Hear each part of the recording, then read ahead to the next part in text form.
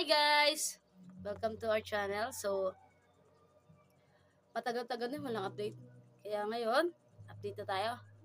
Kaya ito naman sabi ko. Alam kong hindi ka interesado sa buhay ko, pero panoorin mo ang video na to. Let's go! For today's video nga, samahan nyo kung igayak ang susutin para sa laot mamaya kasama ang tatay at kuya ko. So ano pa bang gagawin natin? Mag-outfit check na tayo mga be, mula paa hanggang ulo. Sa sampayan ni nanay lang yan mabibili. So ano pa bang hinihintay mo? Check out na!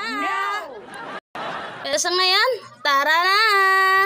Kung ayun na nga, sabi nila gumayak daw ako, pero ang ginagawa ko be, sayaw ako ng sayaw na parang timang na walang tugtog. Kaya ang gagawin natin, lagyan ng tugtog yan. DJ, music on! Ngunit ikaw pa rin, sigaw ng puso. Ilang liham na ang sinulat sa'yo, ilang luha na rin ang natuyo. Ay mali ba, hindi ka magiging sad girl for today's video be. May jowa ka, taken ka girl. So ayun na nga, syempre after ng imot-imot ko for today, ayun na. Sabi ko, alis na tayo, pero ngayon lang aalis. 一个字，绝。 Pasensya na kayo guys, ngayon lang ulit kasi ako nakapag-record, kaya syempre, never pa sa utak-utak ko yung mga salita sa... Ayun na naman. Nabubulol na naman ako, si Crush kasi nakatingin na naman sa akin. Ay, sa jowa pala, hindi pala si Crush. Syempre, tagal. Hindi ako kikiligin ngayon. Kasi nai-stress talaga ako sa video na to. Hindi ko alam kung anong sasabihin. Nauubos na yung oras ko. So ito na nga, fast forward na nga tayo. Nasa dagat na ako syempre. Bubuhatin na namin yung bangka para ilagay sa may tubig. Para umalis na kami. Papunta na kami sa aaryahan namin. Kung gas nyo ako, hindi ako galit, okay? So yun na nga guys, seryoso na. Nagbubuhat kami ngayon ng bangka kasi ilalagay na namin yun sa tubig. Syempre guys, tatlo kami kasi mabigat yan. Kung alam nyo lang, kung kita nyo lang sa malapitan. Mabigat talaga yan actually. Tapos dagdagan mo pa ng mga gamit, lambat, timba, planggana, sagwan. Mas doble yung pigat be. Ayan oh, kita niyan? Oh. Ako alam niyo, grabe guys, ang dala ko talaga dito planggana, timba, tapos dalawang sagwan be. Paano ko kakayanin 'yon? 'Di ba? Kung gets niyo lang yung pakiramdam ko, hindi ako naiiyak. Tapos hawak ko pa yung camera sa kabilang kamay. So paano ang galaw ko nan? Pero okay lang yun guys, as long as na masaya kayo sa video namin, okay lang yun. Mahirapan kami, okay lang din yun. At least may update kayo kung bakit nga ba kami tumigil lately, o bakit nawala kami sa social media at hindi kami nakapag-update. Yun lang yun guys. So ayan na nga, back to the story na tayo. Yung kapatid ko, ayan na. Sasakay na kami sa bangka para i-move yung bangka namin sa mas malalim pa. Hilay-hilay niya pero ako sumakay na kasi hindi na pwede at hindi na carry ng pa ako maglakad kapag malalim. At mahirapan din ako sumampa sa bangka. Yun lang yun. Siyempre hindi ako taga-sagwanan guys. Sila, tatay ko, kapatid ko, sila ang nasasagwanan. Kasi okay naman ako yung magsasagwan pero mas mabagal. Tapos habang nagsasagwan yung tatay ko at kuya ko, nabubulol na naman ako. Ewan ko na naman. Ayan, napadpad kami dyan sa malaking bangka na yan. Hindi ko alam kung anong tawag dyan. Basta napadpad na namin, nakita lang namin. Tapos syempre, papakita ko yung mukha ko sa inyo. Baka magtaka kayo, sasabihin nyo, ay, video lang yan. Tapos hindi pinapakita yung mukha. Ayan na guys, baka magsawa kayo sa mukha ko ha. Sana, be, ako lang to. Sabi ng jowa ko, wag daw ako pasig ako magsalita. Ano magagawa ko? Kailangan malakas yung video ko dito. Tapos dyan, sa background ko, may nag-aalma pa.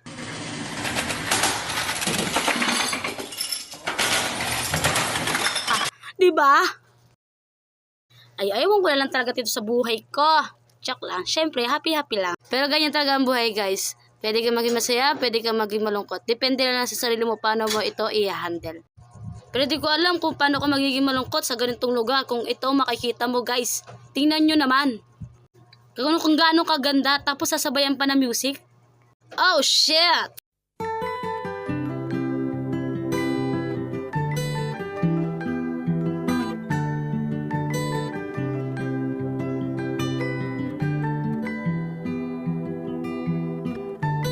So, fast forward na nga natin guys. Kasi nag-enjoy na kayo sa tugtog ko eh. Bumaba na nga yung kuya ko at yung tatay ko para umarya. Yung area guys, yung lambat, i-describe ko na lang ha, para mag-gets nyo pa rin yung sinasabi ko. Ibababa nyo siya, tapos tatanggalin siya sa tali, tapos parehas kayo magbabatak paloob, para yung isda, pumaloob din siya. Tapos ako, alam nyo kung nasan ako. Oo, alam ko na sa isip nyo, nasa bangka ako guys. Ako yung prinsesa nila. Ganun lang, taga-video lang ako. Pero wala kayong magagawa, kasi prinsesa ako eh. 'Di ba? Ako yung taga-bantay ng bangka, ayan, nakaupo ako, tapos kakain ako, tapos iinom ng tubig, sila naghihila dyan. Hindi ko rin alam kung bakit eh. Pero sabi ng tatay ko, kasi malalim pa, tapos maraming salungo. Kung hindi nyo alam kung ano yung salungo, ito pa yung sinasabi nilang sea urchin. Masakit yun guys pag nakatusok, para kayong tinusok ng 10 karayom. Oo. So sa haba-haba ng kanilang paglalakad, ayan, malapit na silang makarating sa isa't isa. Pinagtagpo sila, tatay at anak. Ano ka nasisira, ulo? Tawan-tawa dito yung katabi ko, ikala mo talaga madaling mag-record eh.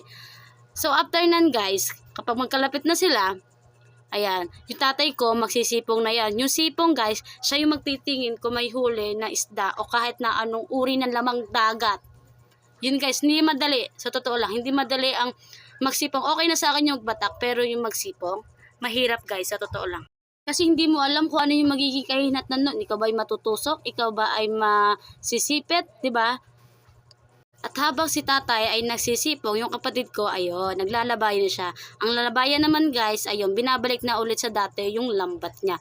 Nakasabit siya guys sa may bangka para ako at least dali-dali. O, pero magpapakyut muna ako. Yan, di ba? Gusto niyo makita yung mukha ko? Ayan, magpakyut lang ako. Ang ganda mong lalaki! Kung naghahanap po kayo ng panakit sa mga anak nyo, ayan lang po, free to message lang po. Ayan na. Pagkatapos nga ng sipong, wala kaming huli. Wala kahit na anong isda guys. Meron naman pero kakaunti lang siya, as hindi naman siya tulad ng maramihan. Tapos yan, pinapakita ng tatay ko, yan yung ahas tubig guys. Meron siyang tubig sa loob kaya tinawag siya ng ahas kasi mahaba siya. Aalis na kami sa spot na yan at maghahanap kami ng bago spot. Babalik kami doon sa dating pinagsagawanan namin kasi wala talaga isda dito sa spot na guys. Ayan lang yung huli namin kakaunti lang. 3 area, ayan lang huli namin. Dapat pag mga 3 area namin, mga umaabot na kami ng marami, mga 1/4 ng planggana, ganun guys. Mga kanuping, apam kung tawagin. Pero well, kung hindi kayo kakilala dyan sa isdang yan, sa apam na yan, pumunta lang kayo ng talaw-talaw, alam na agad nila yan, promise. Suki namin sila sa isdang yan eh. Pero guys, eto na nga.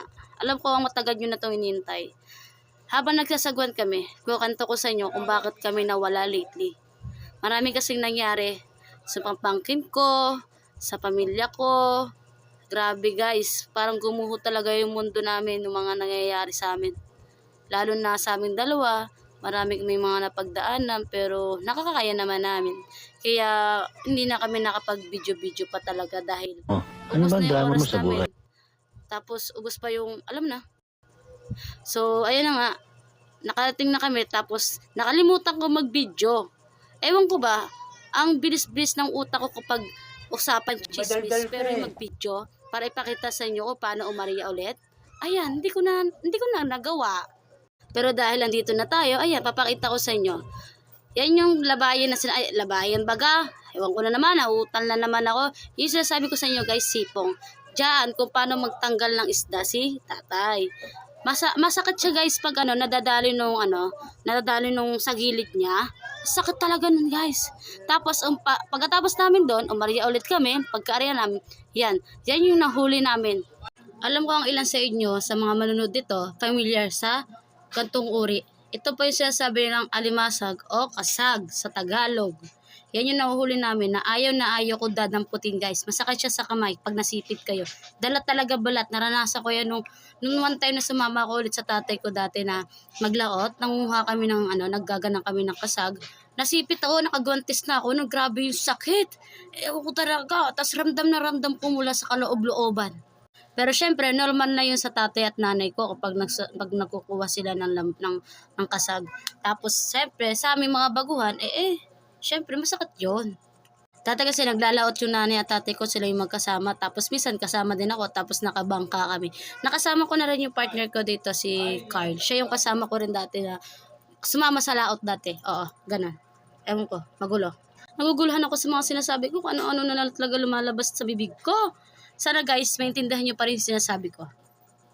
Kasi no choice naman kayo. Sana panoorin nyo pa rin to guys, kahit anong pinagsasabi ko. Sana wag nyo i-skip kasi sayang naman yung earnings. Joke lang. Mahaba-haba tong video guys kasi marami talaga siya. Kung itataas lang yung lambat, marami siya. Isang sipungan siya guys. Kapag nakita nyo in person, magugulat na lang talaga kayo sa dami. Tapos pagkatapos ni tatay doon magkuha ng kasag, yan, sisipong ulit siya kasi yan yung lambat na kalahati. Kalahati siya guys. Kasi yun, 1/4 lang. Tapos ito kalahati na sinisipo ngayon ng tatay ko. Syempre sa paglaot namin, hindi maiiwasan yung mga siit-siit. Pag sinabing siit guys, yan yung mga kahoy-kahoy, mga lambat-lambat, mga sabit-sabit. Ganun guys. In short, sabit-sabit. Tapos may mga natitira pang mga kasag. Kaya kinukuha pa rin ng tatay ko. Taga-video lang ako guys, pero supportive naman sila, diba? Sila pa nga nagsabi sa akin, Kay, mag-video ka na kasi para makita nila. Supportive kasi sila sa akin guys. Kung ano yung gusto ko, yun ang gagawin nila. Depende na lang talaga kung makakabuti sa akin o hindi.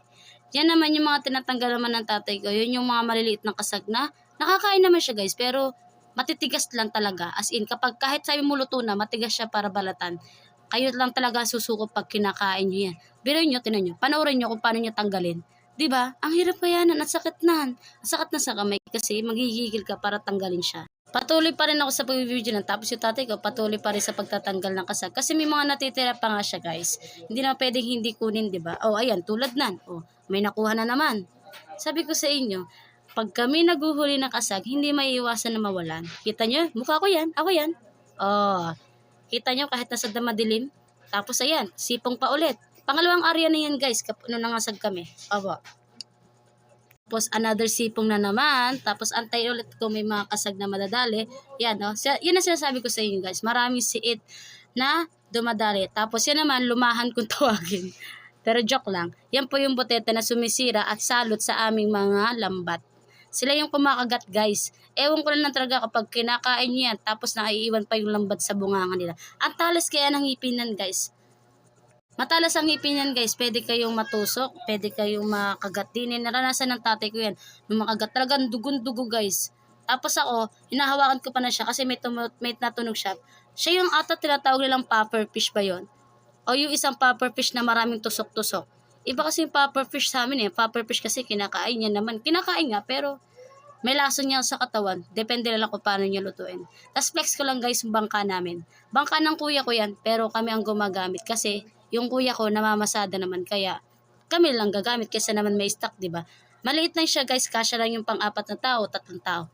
Tapos yan yung mga nahuli naming isda sa pag-area namin ng 4 na beses. Yan yung mga ano tawag din anong tawag sa isdang to? Samara guys. Samara, kanuping, tapos banak, sari-sari. Alam mo yun? Everything in the wonderful. Tapos syempre, nilalamig na kami, inaantok na kami, nag-aya na kami umuwi. Pero si tatay, inaayos niya pa yung bangka kasi hindi kami pwedeng basta umalis na lang nang hindi pa naaayos ang bangka. Kung gets nyo ko. Tapos ako, naglimas ng bangka, pero sumampa na rin. Mahirap na yung maiwanan. Baka makapaglakad hanggang liig yung tubig. Taib na guys. Yung sinasabi ko, kung low tide, bibas, high tide, taib. Huwag niyo pansinin nyo kung bakit ako mabilis magsalita. Ganito lang talaga ako mabilis magsalita guys. Kung mapapanood nyo yung una kong vlog, second vlog ko, mabilis na talaga ako magsalita. Medyo madilim-dilim lang talaga sa paligid namin. Kaya, pasensya na kayo. No choice. Kasi baguhan pa naman ako sa pag-vlog.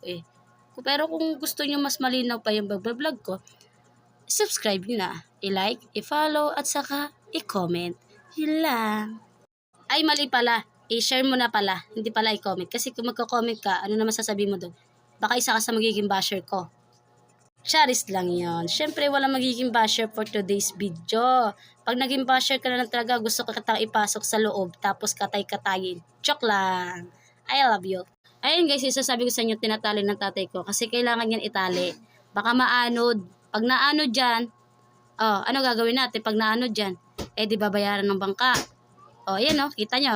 Hop, hindi ka pa pwede ipakita. Ang ingi talaga ng background ko. Na yan, nagpapatunog pa ng bola. Ay, ewan ko na lang talaga. Ay, ewan ko na lang talaga kay Utoy. Ay, isa pa itong nagyayaw pa dito sa katabi ko. Akala mo talaga yung madaling mag-record. Tumahimik na, di ba? Kasi napagsabihan ko na yan. Titigis ng ulo Alam na nagre-record ako.